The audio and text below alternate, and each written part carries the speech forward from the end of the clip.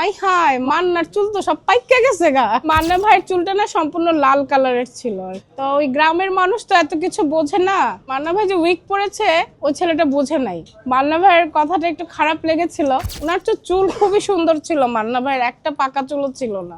মান্না ভাইয়ের ছেলেটার সামনে উনি টান দিয়ে উইকটা খুলে তা মান্না ভাই নিজের চুল সব এভাবে তা দিতে দিতে যাচ্ছেন আর কি। ওইটা দেখে আমার খুব হাসি পেয়েছিল। অনেক স্মৃতি মান্না ভাইয়ের সাথে, আমার অনেক স্মৃতি।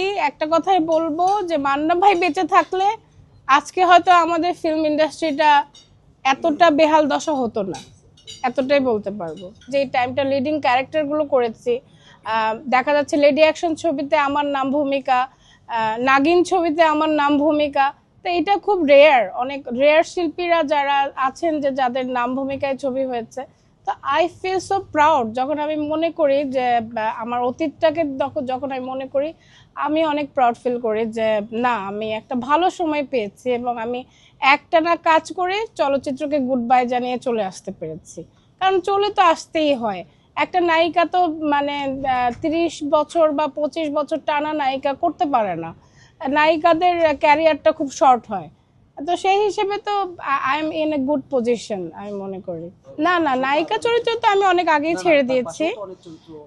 পাচ্ছি, হ্যাঁ হ্যাঁ, মিজান ভাইয়ের ছবি করেছি, ওনার কিন্তু দুটো ছবিতে কাজ করেছি, আরেকটা ছবি এখনো রিলিজের অপেক্ষায় আছে।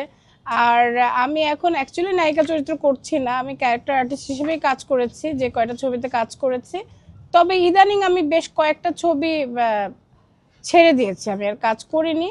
কারণ I am looking for a good budget movie, যে মুভিতে বাজেট ভালো থাকবে এবং হাই বাজেটের ছবি মানে এই ছবিটার কোয়ালিটিও ভালো হবে, এই চিন্তা করছি আর কি। এই জন্য লো কোয়ালিটির ছবি যেগুলো হাতে অফার এসছে ওগুলো আমি না করে দিয়েছি। ফিল্ম ইন্ডাস্ট্রিটা আবার জাগ্রত হয়ে উঠুক, এখন তো মৃত প্রায় বা মরেই গেছে, এটাই বলবো।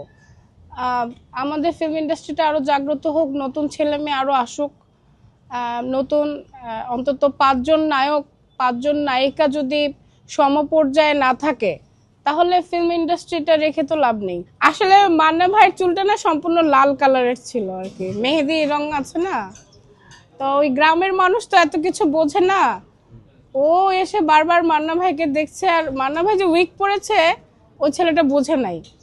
ও বলতেছে আই হায় মান্নার চুল তো সব পাইকা গেছে গা, ঠিক এইভাবে কথাটা বলছে। তখন মান্না ভাইয়ের কথাটা একটু খারাপ লেগেছিল।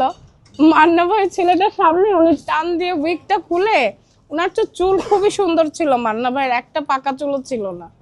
তা মান্না ভাই নিজের চুল সব এভাবে তা দিতে দিতে যাচ্ছেন আর কি। ওইটা দেখে আমার খুব হাসি পেয়েছিল।